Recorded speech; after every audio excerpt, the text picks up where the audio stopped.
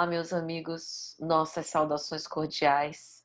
Aqui estamos mais uma vez para uma preleção doutrinária virtual com o tema autoconfiança. Esse tema nos foi sugerido por uma de nossas seguidoras e é inspirado no capítulo intitulado Baixa Estima, do livro As Dores da Alma, pelo Espírito Hamed, psicografia de Francisco do Espírito Santo Neto.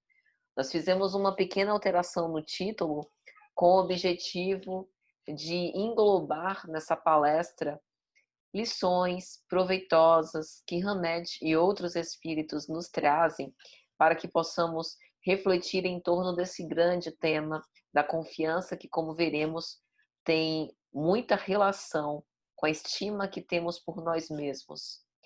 Como já fizemos em outras oportunidades, a preleção doutrinária virtual é dividida em alguns momentos. Primeiramente, nós leremos uma mensagem e o livro de hoje será Lampadário Espírita, pelo Espírito Joana de Ângeles, psicografia de Divaldo Franco. Em seguida, faremos uma prece para nos aclimatar psiquicamente com as vibrações mais elevadas. Depois, faremos as nossas reflexões doutrinárias concernentes ao tema, autoconfiança, e finalizaremos com uma prece de agradecimento. Dito isso, então, nós vamos começar rogando aos bons espíritos que nos ajudam, que nos assessoram, que nos inspiram, sobretudo no caminho do bem, que nós possamos ler uma mensagem inicial em relação à qual nós possamos nos aclimatar e fazer uma contextualização com o tema abordado nessa oportunidade. Do livro Lampadário Espírita, pelo Espírito Joana de Ângeles, capítulo 23, Doentes e Doenças.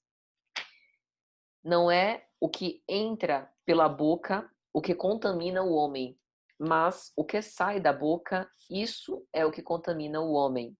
Mateus, capítulo 15, versículo 11. Por enquanto, estamos todos doentes, conduzindo conosco doenças aflitivas que nos apraz cultivar. Doentes, porque perseverando no egoísmo, mantemos os germes destruidores que se chamam ira, vaidade, paixão. Doentes, porque nos comprazemos, quando feridos em também ferir. Angustiados, desferir dardos de mau humor, aflitos, espalhar inquietações. Doentes porque clareados pela fé nobre e pura, racional e dinâmica, a espraiar-se da doutrina espírita, povoamos a mente de sonhos ilusórios e esquecemos os deveres primaciais da sublimação interior com firme propósito de melhoria incessante. Doentes porque conservamos azedume, cultivamos maledicências, atendemos apelos pouco dignificantes. Doentes, porque não sabemos, enfermos e ignorantes que somos, aproveitar o tempo de que dispomos, valorizando as oportunidades que nos são oferecidas. Portamos doenças, sim, de variada nomenclatura, porque, amando, impomos condições ao amor. Amados, contaminamos de aflições quem nos ama, servindo, desejamos servir como nos agrada. Servidos, alegamos ineficiência do serviço. Alegres, esperamos que todos se alegrem conosco. Tristes, gostamos que os demais participem da nossa tristeza. Normalmente, injustificável. E nas alegrias e tristezas de outrem, atribuímos-nos o direito de viver a própria vida. Somos espíritos doentes em tratamento difícil, por agradar-nos a condição de infelicidade que nos é a tônica favorita. Todavia, Jesus é o médico divino e a sua doutrina é o medicamento eficaz de que nos podemos utilizar com resultados imediatos. Se, entretanto, no tumulto em que nos afligimos, houvermos perdido os ouvidos para escutá-lo, ou o paladar para o pão dos seus ensinos, busquemos um rochedo solitário, longe das atribulações, no centro de uma ilha, e façamo-nos receptivos. Tal rochedo e tal ilha são a prece e a meditação ao alcance de todos. Lá, o esculápio celeste dir-nos-á outra vez com a mesma segurança de outrora. Seja o que for que peçais na prece, crede que o obtereis e concedido vos será o que pedirdes. Marcos, capítulo 11, versículo 24. Essa mensagem de Joana tem tudo a ver com o nosso tema, porque a gente vai conseguir esmiuçar durante a doutrinária.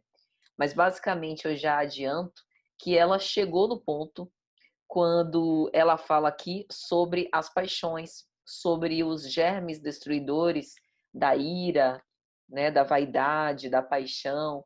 Isso tem tudo a ver com a falta de confiança em nós mesmos, com os complexos de superioridade e inferioridade que nós vamos ter condição aqui de falar. Então, que nós queiramos nos curar e para isso busquemos Jesus. Vamos orar, meus amigos.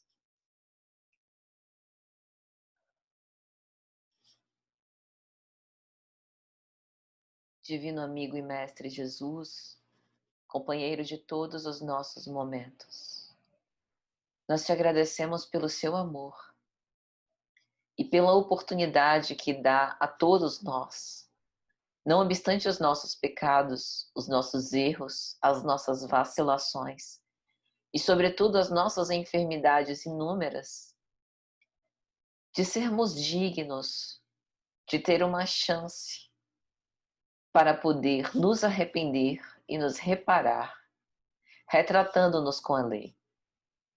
Nós te agradecemos, Senhor, por essa doutrina. Te agradecemos por essa oportunidade de reflexionar sobre os vossos ensinos. E te agradecemos, sobretudo, pela misericórdia, pela caridade a que nos estimulastes. Sede conosco.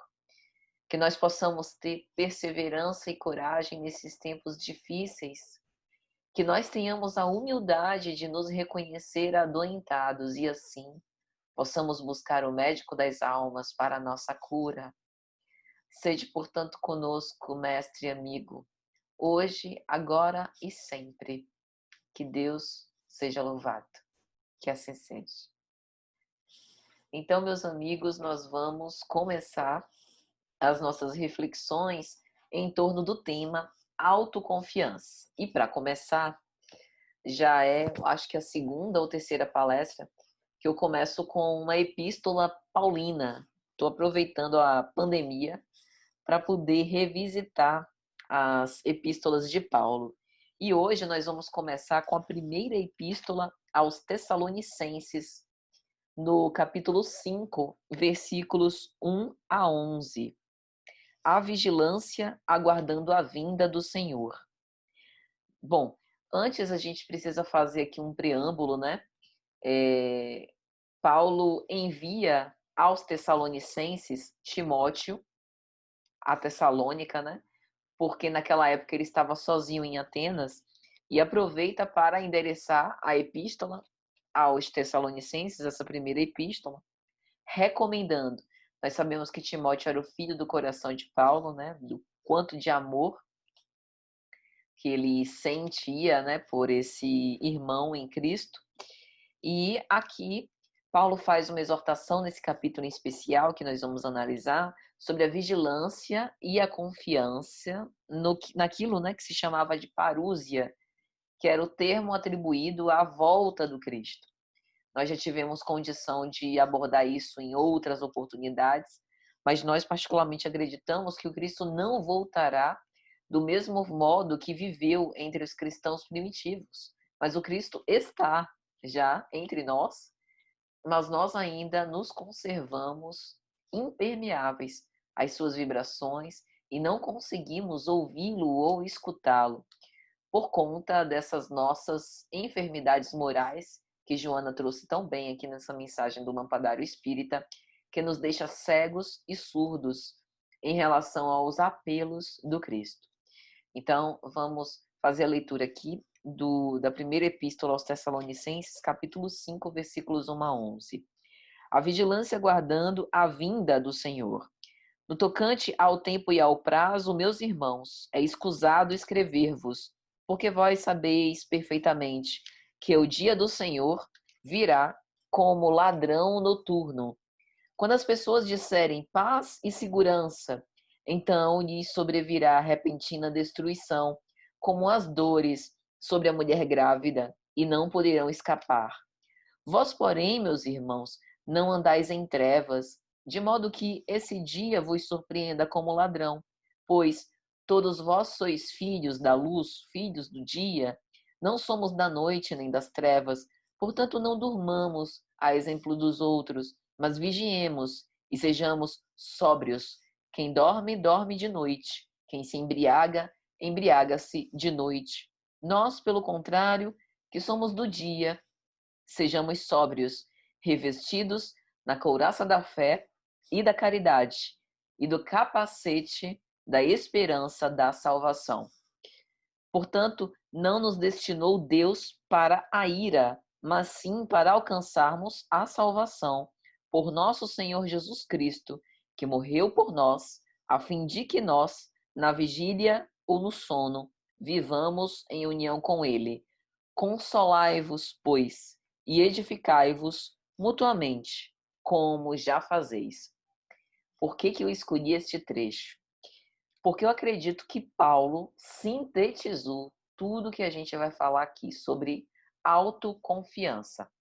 A autoconfiança tem tudo a ver com o reconhecimento dos nossos potenciais internos, das nossas vocações divinas, da nossa procedência luminosa como espíritos imortais, da consciência de que nós somos filhos da luz, filhos do dia.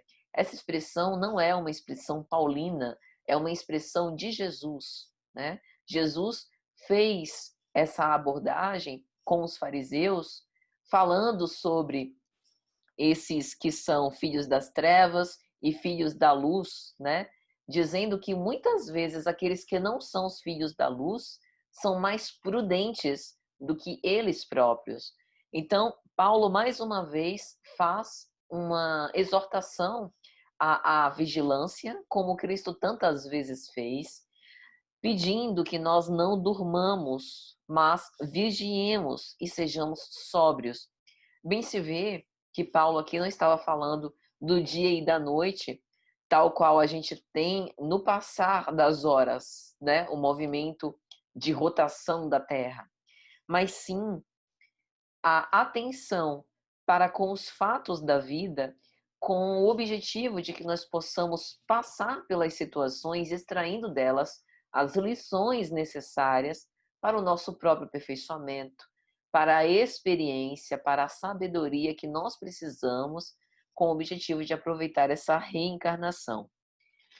Uma das coisas que Paulo começa falando nesse capítulo é sobre o tempo e o prazo da volta, né, da vinda do Senhor, que nós falamos da parúzia.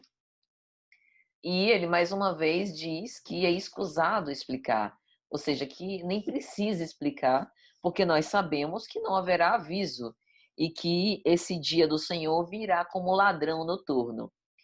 É interessante a metáfora que Paulo utiliza, né? Porque o ladrão, em geral, é alguém que a gente não espera, que vem quando as nossas resistências estão mais afrouxadas, que muitas vezes se aproveita da nossa distração, é alguém que rouba de nós algo muito precioso e alguém cuja presença é, no mais das vezes, desagradável. E é exatamente assim que acontece o chamado. Por exemplo, essa pandemia que nós estamos vivendo, eu garanto, que nenhum de nós colocou no planejamento 2020 passar por nada parecido, porque era algo imprevisto. Inclusive, eu me lembro que logo no começo do ano, ainda nas comemorações de carnaval, eu estou falando aqui da cidade de Salvador, e aí os meus conterrâneos, né, vão entender isso bem. Bom, carnaval é assim, mesmo que você não goste, que você não vá para a festa, a cidade realmente ela para os festejos do carnaval. É o período do ano quando a cidade mais recebe turistas, né? Então, todas as movimentações da cidade são em prol dessa época, que é uma época que acende muito a economia, né? E aí diversos setores funcionam por conta do carnaval. Então, se você não gosta de carnaval e fica em Salvador, a gente até brinca, né? Não sai de casa. É tipo o que a gente está vivendo agora com o isolamento do coronavírus, porque não tem outra coisa para se fazer, né? É lógico que eu estou falando assim de uma forma meio dramática, mas é mais ou menos isso mesmo. Então, o que eu estou querendo dizer? Quem passou pelo início do ano, né, no carnaval, quando a gente ouviu de lá ao longe a notícia dos primeiros casos de coronavírus na China, a gente não sabia da proporção que isso ia tomar, que ia virar uma pandemia e que ia avassalar muito rápido as diversas regiões do globo, né? Tanto é que a festa foi mantida na nossa cidade, né? E algumas pesquisas demonstram que desde aquela época o coronavírus já estava se espalhando, já estava se disseminando. Então, isso é importante para que a gente saiba que, de fato, a gente nunca sabe o que vai acontecer, né? E a vinda do Senhor, ela é abordada em diversas parábolas, como, por exemplo, a parábola das 10 virgens, que o noivo vem quando as virgens menos esperam. E assim também se dá conosco. Como nós dissemos no início, acreditamos fortemente que a parúzia já está acontecendo, que Jesus já está entre nós. Mas, por conta da falta de sobriedade, somos nós que não conseguimos perceber a presença. E aí Paulo fala sobre quando a gente disser, né, paz e segurança, ou seja, quando a gente achar que está absolutamente pleno, né, que está pronto, que suporta a cruz e que vem o testemunho, é aí que virá repentina destruição. E mais uma vez ele adiciona uma metáfora, falando que essa repentina destruição é como as contrações da mulher grávida, né? A mulher está grávida nos últimos meses já de gravidez, próximo de ter criança. A criança vem quando a natureza assim o exige, falando aqui, logicamente, de um parto normal. Ainda que a cesárea, né, possa ser programada com antecedência, mas quando vem as dores, não se pode escapar, o bebê precisa sair. Assim também acontece com respeito a essa vinda do Cristo e essas repentinas destruições para a transformação do globo. E aí ele faz, portanto, não andais em trevas, pois sois filhos da luz. E aí chega na parte que eu acho mais bela desse trecho, que é: nós, pelo contrário, que somos do dia, sejamos sóbrios. A sobriedade significa andar com lucidez, andar com atenção, andar consciente do que a gente veio fazer aqui, né? Que somos os trabalhadores da última hora, que já tivemos muitas oportunidades malogradas e que a partir de agora nós precisaremos honrar os votos consagrados, os votos assumidos de compromisso para com essas provas que nós assumimos, né? O acordo com os nossos mentores espirituais para virmos daqui e cumprir essa tarefa. Revestidos da couraça da fé e da caridade. Eu achei muito precioso, né? A forma como Paulo fala sobre a fé e a caridade como uma couraça. A couraça, ela protege o soldado, por exemplo, de se ferir. Então, a fé e a caridade, ela não nos livra do combate. Pelo contrário, ela nos deixa mais preparados para o combate, a ponto de revestir todo o nosso corpo com o objetivo de que, se nós formos, por exemplo, atacados por uma espada, a típica o típico símbolo aqui das guerras medievais, a gente vai ser atingido nessa couraça e a nossa pele, o nosso tecido não será, portanto, dilacerado ou lacerado. Então, a fé e a caridade são espécie de combustíveis para os dias difíceis. É de onde nós aurimos essa confiança de que tudo isso vai passar e a partir do que a gente nutre essa esperança em dias melhores. E aí ele fala: e do capacete da esperança e da salvação. Paulo, até o momento, não fala de escudo, nem fala de armas, né? Ou seja, a, a posição do combatente é uma posição pacífica, mas ele fala do capacete, e esse símbolo também é importante, porque o capacete protege uma das partes mais importantes do nosso corpo, que é a cabeça, a sede da inteligência, né?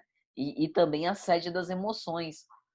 E protegendo a nossa cabeça com a esperança, né, da salvação, é lógico que essa salvação não é uma premiação que Deus dá aos seus eleitos, mas a salvação é justamente a ideia de que pela reencarnação nós teríamos tantas oportunidades quantas forem necessárias para que nós possamos ser perfeitos, né? A salvação que Jesus veio dar a todas as criaturas humanas é justamente a prova da imortalidade da alma.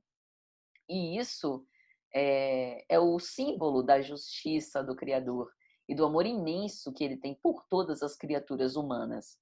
Então, é por isso que nós precisamos estar imbuídos dessa esperança que a ideia da imortalidade nos dá. E isso tem tudo a ver com o nosso tempo.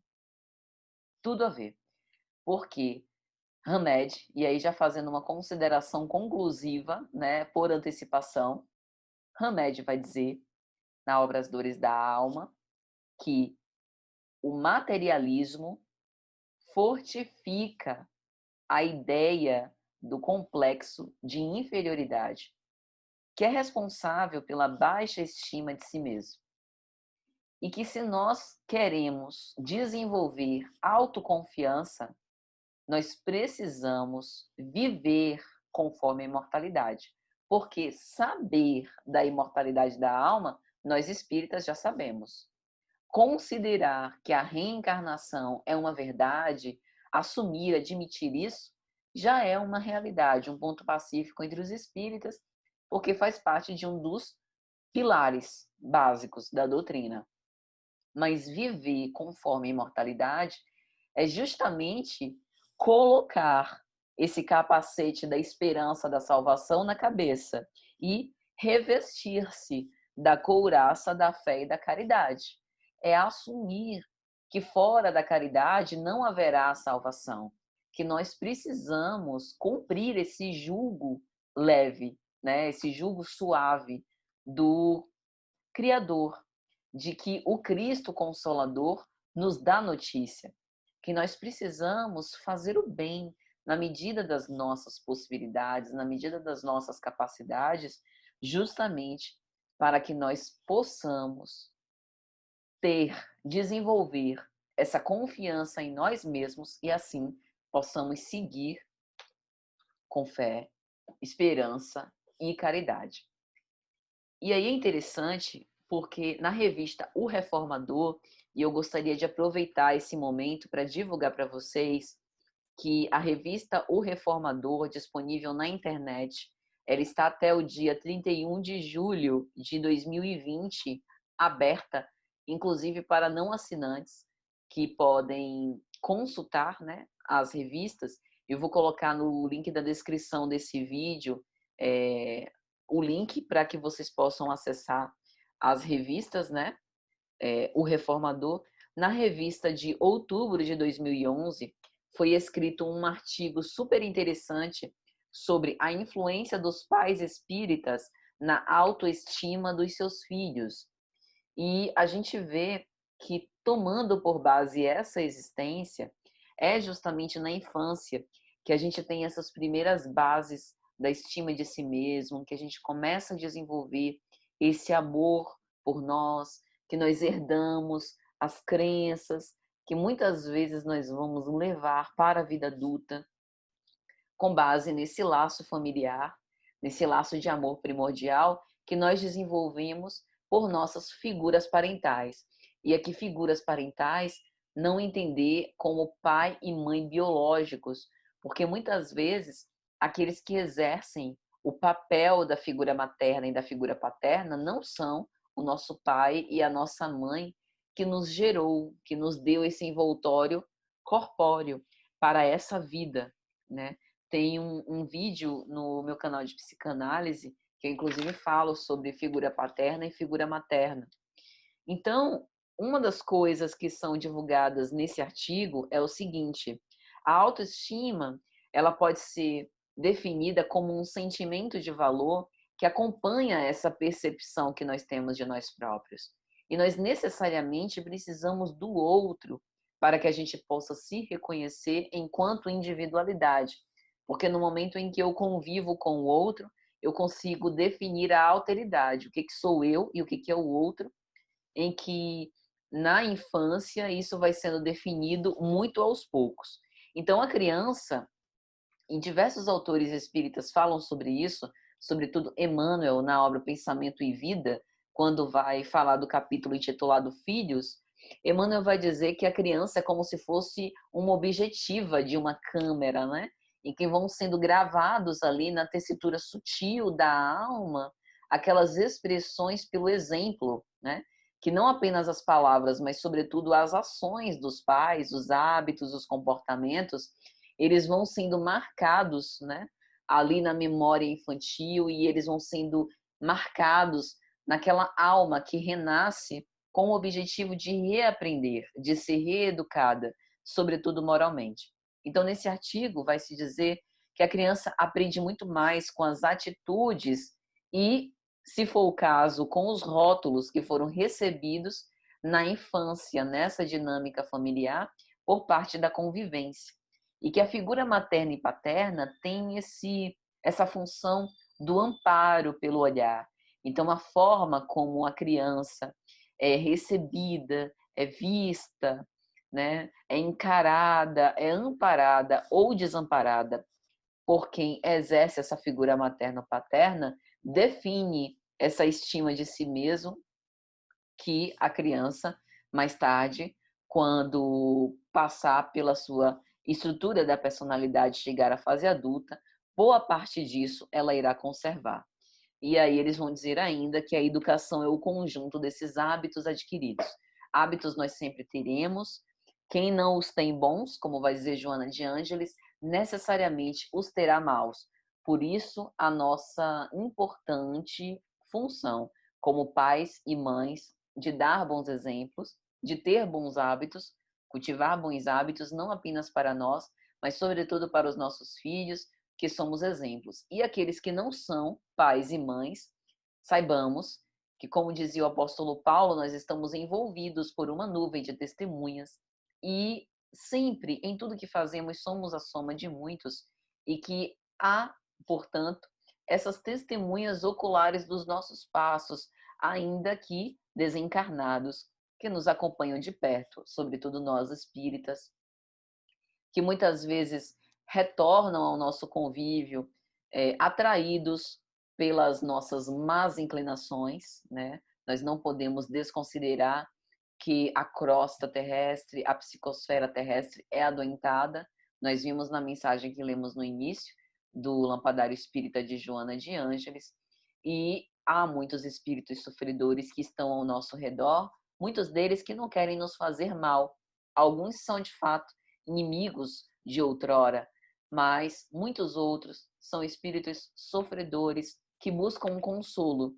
E como nós estamos na doutrina que representa o Consolador prometido, é muito provável que muitos espíritos desses se acerquem de nós para aprender, para se beneficiar dos nossos estudos, daquilo que a gente reflete, né, dos ensinos que nós propagandeamos, que nós refletimos, estudamos ao longo do tempo. Então a gente precisa entender a imensa responsabilidade que nós temos para conosco e para com aqueles que estão ao nosso redor. E por isso eu cito a obra O Consolador, pelo Espírito Emmanuel, psicografia de Chico Xavier, que é um livro basicamente de questões endereçadas a Emmanuel. E na questão 189, Emmanuel fala sobre essa relação dos pais e filhos. E ele vai dizer, num trecho muito interessante, que é citado também nesse artigo da revista O Reformador, o seguinte: é necessário fazer com que os nossos filhos entendam que toda dor é respeitável, Todo trabalho edificante é divino e todo desperdício é falta grave. E aqui a gente não está falando de desperdício apenas de comida, de desperdício de oportunidades, mas de desperdício também de tempo, com as frivolidades, com as efemeridades. Isso não significa que a nossa vida tenha que ser de só trabalho, né? Mas eu gosto muito de Joana de Ângeles porque ela fala sobre a diversidade de tarefas gerando esse frescor. Sabe quando às vezes a gente está com a cabeça cheia, né? Que a gente passa longas horas, principalmente agora na pandemia, muitos trabalhando em home office, e aí a gente perde as horas, né? Só trabalhando e imerso ali naquelas preocupações ou nos pensamentos relacionados ao trabalho, sejam os processos, no meu caso, por exemplo, a análise dos pacientes, seja o que for, a gente precisa daquele tempo que a gente sai um pouco daquela rotina para fazer uma outra coisa, para arejar a cabeça. Joana de Ângeles defende que isso pode ser um momento que você para ler uma besteira, ou para jogar um jogo, ou para assistir um vídeo de piada, tranquilo, mas que isso também pode ser substituído por um lazer edificante, é o que ela fala de mudar de tarefa. Então, para o trabalho e vai ler uma página edificante, né? Isso é um lazer e é um lazer proveitoso. Ela defende muito isso, né? E eu acho essa ideia, eu confesso que eu acho essa ideia bastante legal. Na verdade, acredito que há tempo para tudo e que realmente, se a gente for contabilizar as horas do nosso dia, a gente mais perde tempo do que aproveita bem o tempo. Então, eu não acho ela excessivamente rígida ao dizer isso não, né? Ela tem outras mensagens que também são alvo de discussões, como a dizer que a gente não precisa dormir tanto, que dorme-se muito sobre a terra, e eu também concordo com ela, principalmente nestes tempos, né, que nós estamos naturalmente mais melancólicos, mais amolentados. A pandemia nos afeta de uma maneira muito particular, muito subjetiva, e a gente precisa lutar contra essa falta de ânimo, né, para não nutrir essa melancolia injustificável. E além disso, Emmanuel também fala que os pais devem ensinar às crianças o respeito pelo infortúnio alheio. Então não é motivo de zombaria a dor do outro, né? O preconceito que o outro sofre. A gente precisa respeitar a vida do outro, porque toda vida humana importa. E aí a gente começa a falar da abordagem do espírito Hamed, nesse livro As Dores da Alma, psicografia de Francisco do Espírito Santo Neto, no capítulo intitulado Baixa Estima. Entenda-se, baixa estima de si mesmo ou baixa autoestima. Ele começa falando algo muito interessante, né? Geralmente, quando a gente pensa em baixa autoestima, naturalmente, a gente recorre ao cenário da infância, onde estão as origens, muitas vezes, desse sofrimento. E aí ele faz uma extensão, lógico, espírita, falando que, tudo bem, a gente tem que lembrar da infância, mas também pensar na solidariedade das nossas reencarnações. Então, às vezes, essa baixa autoestima, ela vem de um complexo de culpa que é do espírito, que não necessariamente foi desenvolvido nessa existência, mas que acompanha esse espírito milenar, né? E que eclode, sendo uma culpa consciente e o mais das vezes inconsciente. Joana de Ângeles também aborda isso na sua série psicológica. E, além disso, ele vai falar sobre algo interessante que poucas vezes a gente pensa: a cultura materialista, a cultura do nada, de que não há, né, possibilidades, que não há consequências além dessa vida presente, gera a falta de sentido ou a falta de significado do sofrimento, a falta de significado da própria existência, e que isso reforça a baixa estima de si mesmo. Porque se eu tenho uma vida sem propósito, eu começo a me questionar: por que eu vivo? Por que as coisas boas acontecem para mim e o outro ao meu lado tem uma situação tão deplorável, né? Por que, e aí ao contrário, que o outro ao meu lado tem tantas oportunidades de crescimento e eu não tenho oportunidade de vencer na vida. Então, Hamed fala com muita propriedade, com muita pertinência, que a cultura materialista reforça.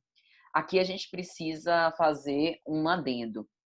Ele está dizendo que todo materialista tem baixa autoestima? Não, né? A gente já tem no canal uma palestra falando sobre o materialismo. E uma coisa é a gente falar que a cultura materialista, que é considerar que após essa vida virá o nada, que essa vida começa e se encerra nesse tempo presente, nessa existência aqui. Uma coisa é falar que a cultura materialista fomenta a baixa autoestima e outra coisa é generalizar, dizendo que todas as pessoas que pensam conforme a cultura materialista necessariamente vão ter esse comportamento, né? Isso não é verdade. A gente vê entre pessoas que não são religiosas uma religiosidade que muitas vezes não observamos entre os próprios religiosos. Já abordamos isso em outras oportunidades e o próprio Jesus recorda isso quando ele fala com o centurião romano, que ele faz a cura à distância e ele faz um comentário: uma fé como essa eu não tenho visto em Jerusalém, entre aqueles que são do povo hebreu, que conhecem a lei de Moisés, né? E que, portanto, não têm uma religiosidade tão profunda como aquele centurião romano demonstrava naquele momento, de acreditar na cura, no poder da cura à distância. Além disso, o Hamed também diz que o sentimento de inadequação do indivíduo, sabe quando a gente se sente fora de contexto, se sente o patinho feio da família, sente que não é amparado, que não é ouvido, né, que é desconsiderado entre os nossos, a autodesvalorização e a inabilidade nas relações afetivas, né, que provavelmente são reminiscências e traços de traumas infantis, em geral, a criança que não teve escuta, a família na qual não havia diálogo, que havia muito não dito. Psicanalista Françoise Douto, na obra dela, há diversas referências sobre esses não ditos e o quão traumáticos eles podem ser para a estrutura infantil e para a formação da personalidade. Então, ele vai responsabilizar isso para as razões das culpas inconscientes nessa reencarnação. Aqui, a gente precisa considerar também o que aconteceu nas outras, né? Que muitas vezes a gente tem esse histórico. E aí ele traz duas definições, que é a definição do recalque e da repressão, que eu acho interessante a gente discutir aqui, porque serve para a gente entender a autoconfiança no contexto espírita. Então, eu vou me apropriar de uma definição da psicanálise para fazer uma contextualização com a abordagem espírita da autoconfiança que nós estamos trazendo hoje. Bom, no dicionário da psicanálise de Elisabeth Roudinesco, ela define recalque ou recalcamento como um processo que visa manter no inconsciente todas as ideias que afetariam o equilíbrio psíquico se fossem conscientes, transformando-se numa fonte de desprazer para o sujeito. Então, aqui, o recalque é uma conduta inconsciente. Aquilo que seria insuportável demais de eu recordar. Eu digo que é um conteúdo recalcado quando ele é levado ao inconsciente, pois se tornasse consciente, provavelmente seria uma fonte de desprazer, uma fonte geradora de trauma, de sofrimento psíquico e até não suportaria. Isso acontece muito, por exemplo, com abusos psicológicos, com abusos sexuais, esses esquecimentos, essas manchas em branco da nossa memória, que a gente não consegue recordar com detalhes, é uma forma de proteção psíquica inconsciente que acaba nos livrando ou pelo menos nos preservando deste conteúdo. E um outro conceito é o conceito da repressão, também chamado de supressão. Vai dizer Roudinesco, é uma inibição voluntária de uma conduta consciente. é uma operação psíquica que tende a suprimir conscientemente uma ideia ou afeto cujo conteúdo seja desagradável. Sabe quando a gente tem uma desilusão amorosa e aí a gente não quer nem pensar naquele que foi autor dessa desilusão? Conscientemente, eu escolho não pensar. É lógico que nem sempre a gente consegue, né? Mas ao longo do tempo, a gente vai se relacionando com outras pessoas, vai colocando outras prioridades, o tempo vai passando, e aí aquele afeto, conscientemente, ou seja, pela minha vontade, eu vou relegando aquele fato ao esquecimento. Eu vou suprimindo aquela ideia. A ideia, ela não morre. As emoções não morrem, como vai defender Freud. Elas são soterradas por outras emoções, por outros fatos da vida que vão se sobrepondo. Mas, como aquele conteúdo é desagradável, eu prefiro não lembrar. A gente chama esse mecanismo de repressão ou supressão. Por que que Hamed cita recalcamento e cita repressão no contexto da autoconfiança? Porque muitas vezes a gente não consegue dizer por que que a gente não confia em nós mesmos. Na clínica, em geral, a gente ouve uma pessoa determinada falar assim: ah, mas eu não consigo confiar que eu posso realizar tal coisa. Eu não confio em mim mesmo, né? Eu não acredito nas minhas capacidades, né? Eu tenho um complexo de inferioridade e a gente usa isso a miúde, né? Até de uma forma banal. Já, tanto que já caiu no senso comum esses termos. Eu não consigo ter a certeza, a garantia de que eu vou lograr êxito, né? Eu me auto-saboto, eu sempre acho que vai dar alguma coisa errada. Se está muito bom, eu sempre acho esquisito, eu acho que tem alguma coisa errada, que traduz aí a autoconfiança. Então, Hamed cita a repressão e o recalque para explicar a causa disso, que muitas vezes a causa disso são em crenças limitantes que a gente desenvolve, são em traumas que foram recalcados e que não estão no consciente, mas estão aqui as consequências desse trauma, ou está em fatos que nos são desagradáveis, cujo conteúdo nós reprimimos, mas e que, portanto, não lembramos, mas que também fica uma consequência disso na nossa vida, no nosso comportamento, né? Na forma como nós nos amamos, nos estimamos.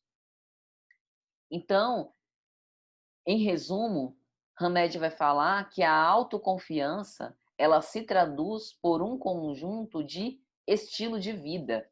São padrões que a gente escolhe. Aí você vai dizer, mas Patrícia, quem é que vai escolher não confiar em si mesmo? Escolha pelo seguinte, porque é lógico que a gente não pode mudar os fatos da nossa vida. Se nós, por exemplo, fomos submetidos, né, a um grave sofrimento na infância, provavelmente a gente não escolheu passar por isso. Mas agora que nós somos adultos, né, senhores de nós mesmos, nós podemos escolher modificar esses padrões, reelaborar, que a gente fala no senso comum de ressignificar aquilo que nos aconteceu. E para fazer isso, a gente tem diversos mecanismos, tanto a análise pessoal, e aí a gente tem as diversas escolas psicológicas, a própria psicanálise, quanto a reflexão e a meditação íntima. Aqui eu não estou falando de meditação no sentido da técnica de meditação, mas eu estou falando de reflexão íntima, né? De pensar sobre o Evangelho, de reflexionar sobre aquilo que Jesus disse, sobre os ensinos e os intérpretes dos ensinos de Jesus, Emmanuel, Joana de Ângeles, o próprio Hamed. Isso também nos ajuda a modificar padrões, vão nos melhorando, né?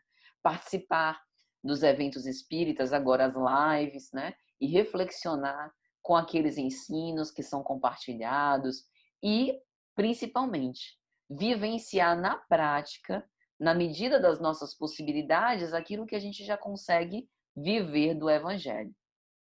Então, Hamed cita um outro psicanalista e psiquiatra austríaco, que é Alfred Adler.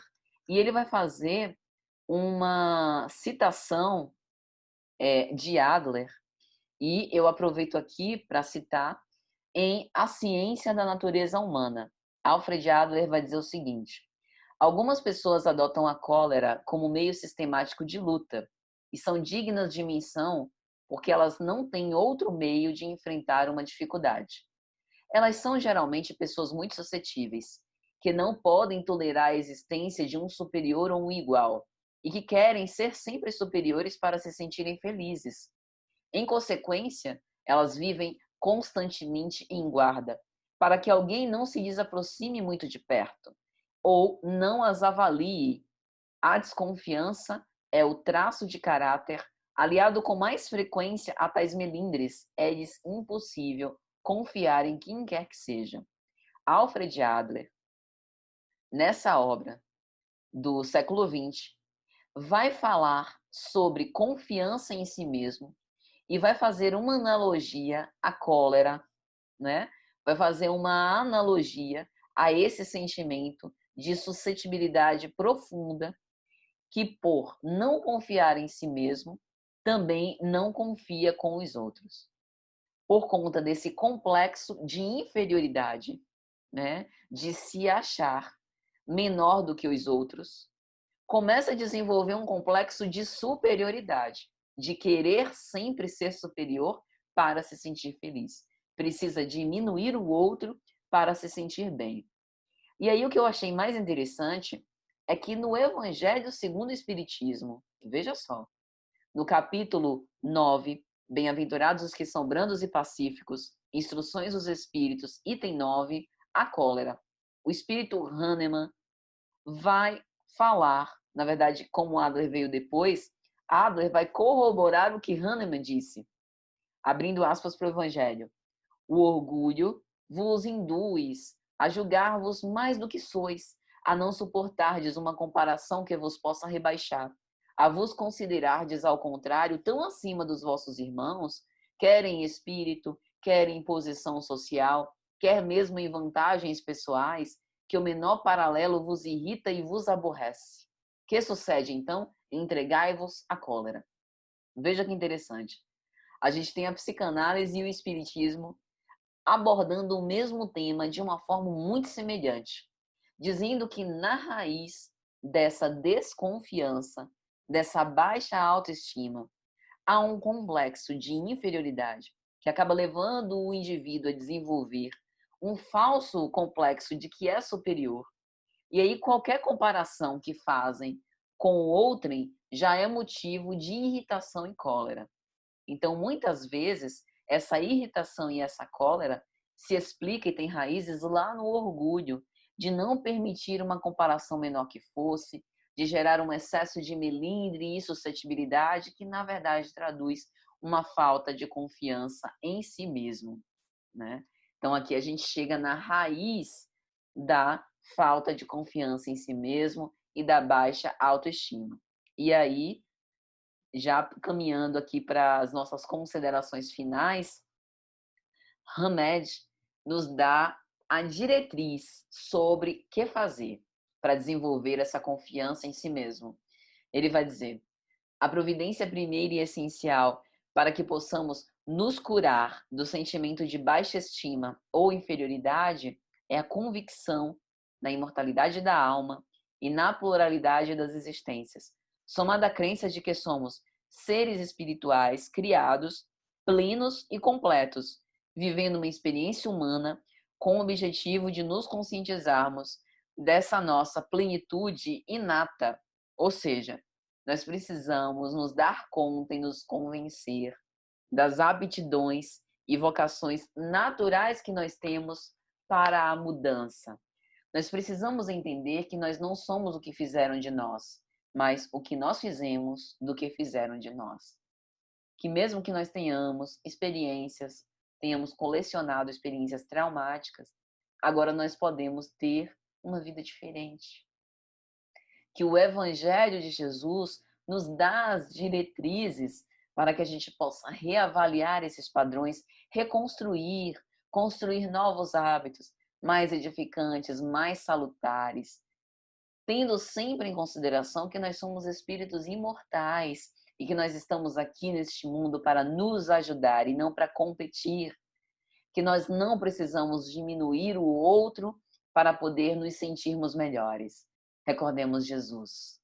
Sendo o maior de todos, fez-se o mais humilde. Nunca precisou humilhar quem quer que fosse e continuou sendo o Messias sempre. Pelos seus atos simples, pelos seus ensinamentos cheios de significado e profundos que iam direto nas almas humanas, sedentas do seu amor imperecível. Ele não precisava utilizar linguagens rebuscadas, não precisava entrar em conflito com os doutores da lei. Na sua pacificidade, no seu amor, na sua mansuetude, ele conversava e dialogava, sem jamais se irritar, sem jamais dar as costas aos enfermos que todos nós somos, traduzindo uma confiança absoluta em si mesmo, porque tinha confiança absoluta em Deus. E assim também ocorre conosco.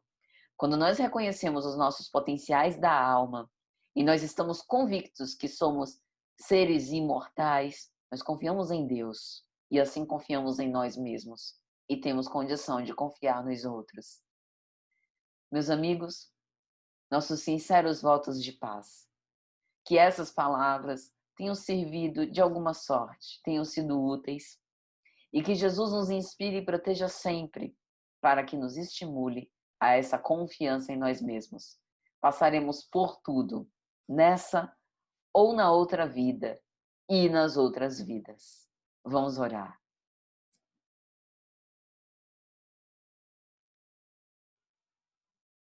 Senhor Jesus, nós queremos te agradecer pelo teu amor, pela tua bondade, pela tua esperança sempre. Que nós possamos estar convictos do nosso papel, da nossa missão. Que nós perseveremos até o fim, que estejamos juntos convosco daqui ao longo dos séculos. Dai-nos força, coragem, para que possamos enfrentar tudo, sobretudo a nós mesmos. Que possamos confiar nos nossos potenciais, fazendo da caridade o nosso lema. Sede conosco, hoje e sempre. Que assim seja. Que assim seja, meus amigos, e até a próxima, se Jesus quiser.